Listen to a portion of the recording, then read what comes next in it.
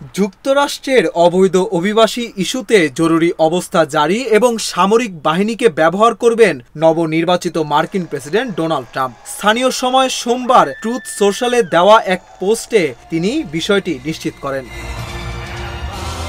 ট্রাম্পের মালিকানাধীন সামাজিক যোগাযোগ মাধ্যম ট্রুথ সোশ্যালে রক্ষণশীল এক অধিকার কর্মী বলেন, অবৈধ অভিবাসীদের বিতাড়িত করার প্রকল্পে হস্তক্ষেপ করেছিলেন বাইডেন। তা আবার আগের অবস্থায় ফেরাতে জরুরি পরিস্থিতি জারি ও সামরিক বাহিনীকে ব্যবহারের প্রস্তুতি নিয়েছেন ট্রাম্প। পরে ওই পোস্ট শেয়ার করে এর সত্যতা নিশ্চিত করেন ট্রাম্প। এর আগে নির্বাচনী প্রচারেও এমনটি জানিয়েছিলেন রিপাবলিকান এই নেতা।